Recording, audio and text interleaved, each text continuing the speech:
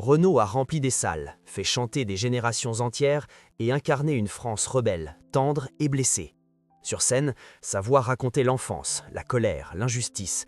Mais loin des projecteurs, une autre histoire se jouait. Deux enfants ont grandi dans l'ombre de ce nom immense. L'une a appris très tôt à transformer le silence en mots, l'autre a grandi à l'abri des regards, comme protégée d'un monde trop bruyant. Alors une question s'impose. Grandir comme enfant d'une légende, est-ce une chance ou une épreuve silencieuse? Qu'est-il réellement arrivé aux deux enfants de Renaud? Dans la France des années 70 et 80, Renaud n'est pas seulement un chanteur, il devient une voix qui parle des rues, des gamins, des ouvriers, des colères sourdes et des tendresses cachées. Ses chansons circulent de bouche en bouche, de cafés enfumés en postes de radio.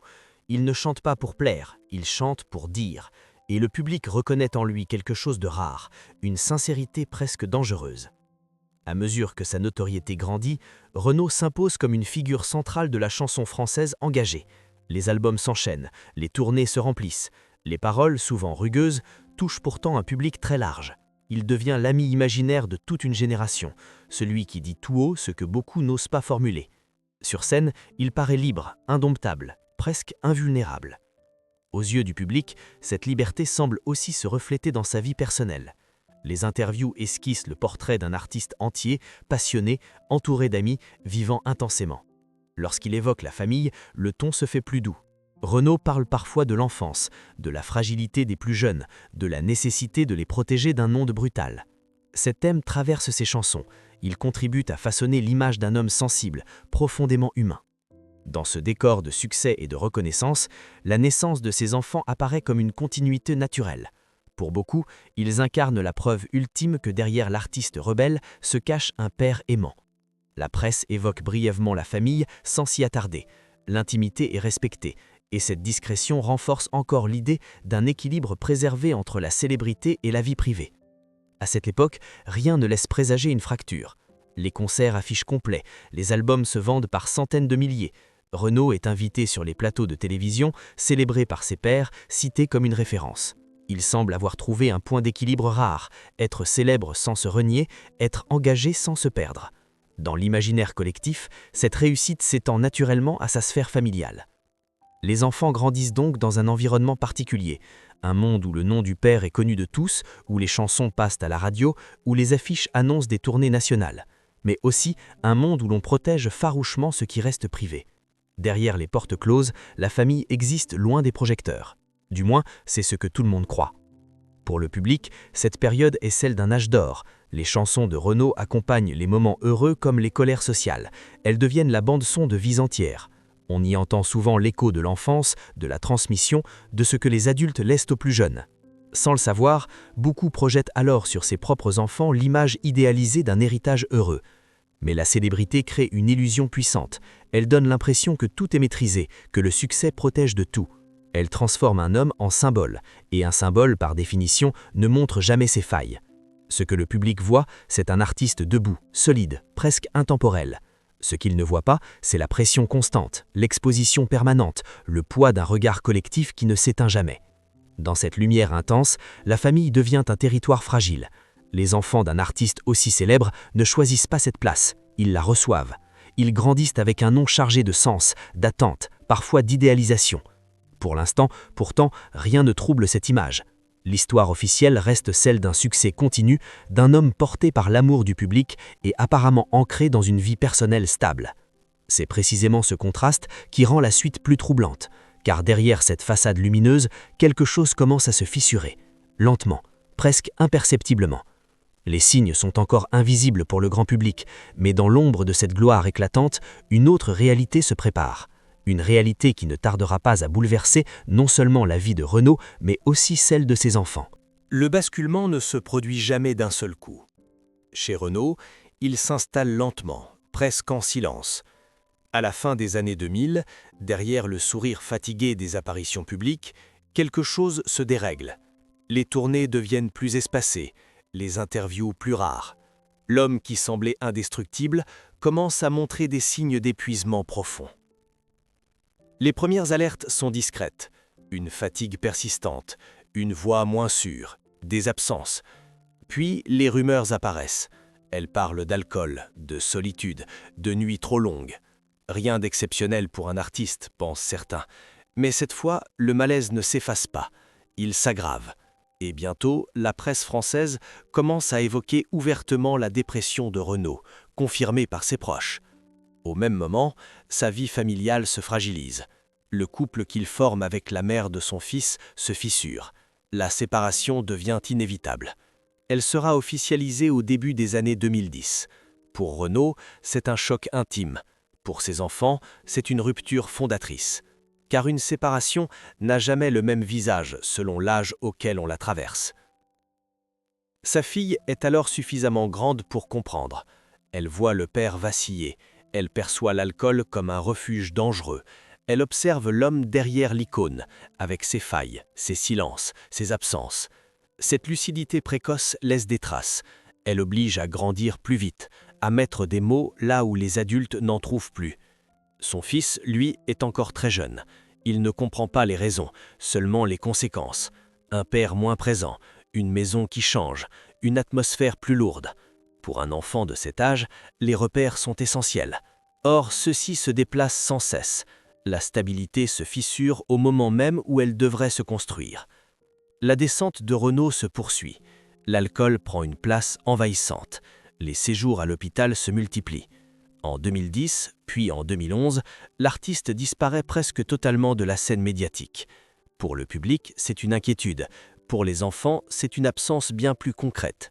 Un père vivant, mais éloigné, aimant, mais prisonnier de ses démons. La presse parle alors d'un homme brisé. Certains titres évoquent une fin de carrière, d'autres un naufrage personnel. Renaud lui-même reconnaîtra plus tard avoir traversé une période où tout semblait perdu. La musique, le goût de vivre, la capacité d'être père. Ces mots, lorsqu'ils seront prononcés, résonneront comme un aveu tardif. C'est dans ce contexte que la relation avec ses enfants prend une dimension particulière. Pour sa fille, l'écriture devient peu à peu un refuge. Elle observe, elle retient, elle transforme. Les blessures ne sont pas exposées frontalement, mais elles s'insinuent dans les récits, les personnages, les silences. L'absence du père devient une matière littéraire, une façon de reprendre le contrôle sur une histoire subie. Pour son fils, la situation est différente. Il devient paradoxalement une raison de tenir. Renaud évoquera plus tard ce lien comme vital, comme une encre. Mais à ce moment précis, l'enfant subit encore les conséquences d'un adulte qui lutte pour survivre à lui-même. La fragilité du père est là, palpable, même si elle n'est jamais formulée. Les années passent, marquées par des tentatives de reconstruction. Renaud entre en cure, il tente d'arrêter de boire, il s'éloigne volontairement du tumulte médiatique. Cette mise à distance est nécessaire, mais elle renforce aussi l'isolement. Pour un artiste habitué à la foule, le silence est une épreuve supplémentaire. Et pour ses enfants, c'est une période d'incertitude prolongée. Une question traverse alors toute cette période.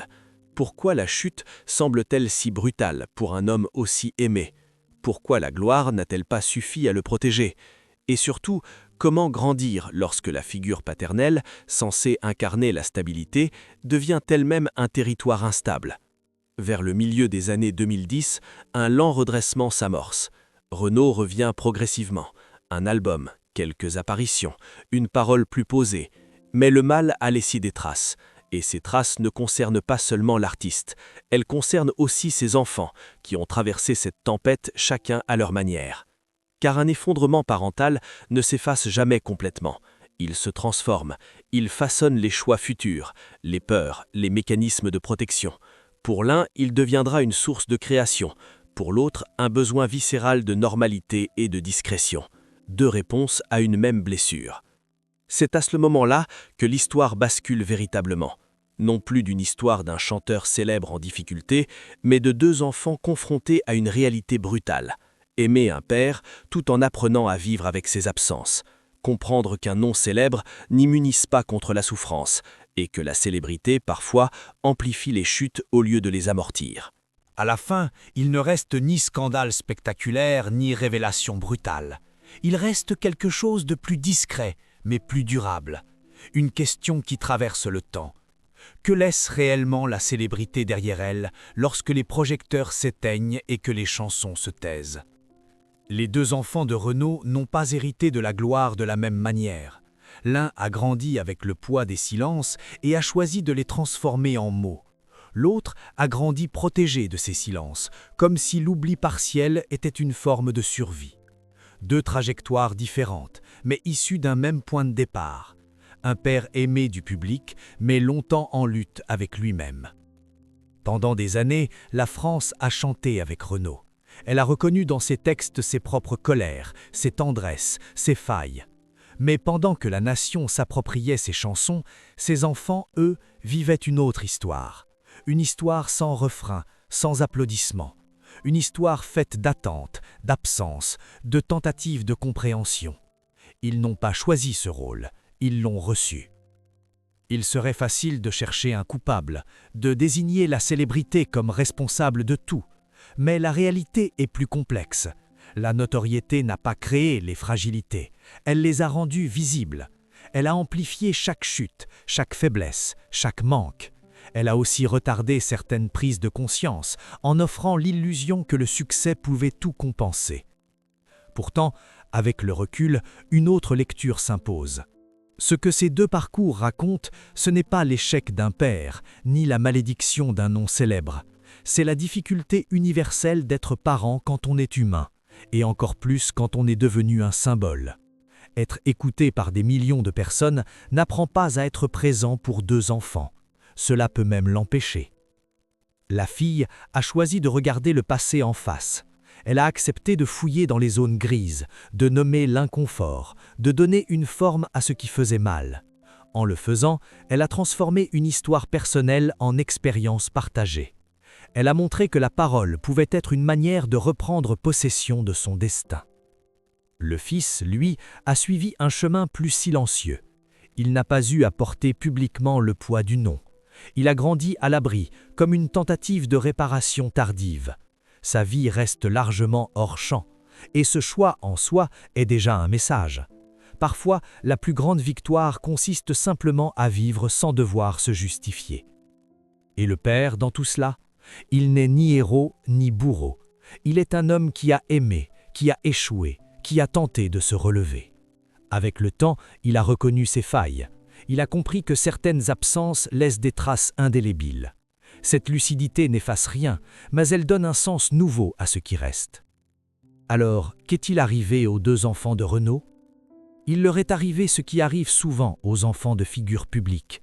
Ils ont dû apprendre très tôt que la gloire ne protège pas de la solitude, que l'amour du public ne remplace pas la présence d'un parent, et que porter un nom célèbre peut être à la fois une clé et une frontière. Peut-être est-ce là la véritable leçon de cette histoire. La célébrité promet l'immortalité artistique, mais elle ne garantit pas la paix intérieure, ni la transmission sereine. Ce que les enfants reçoivent au final, ce n'est pas un héritage de succès, mais une responsabilité invisible, celle de se construire malgré tout. Et parfois, la plus grande liberté consiste simplement à ne pas devenir l'ombre d'une légende, mais simplement soi-même.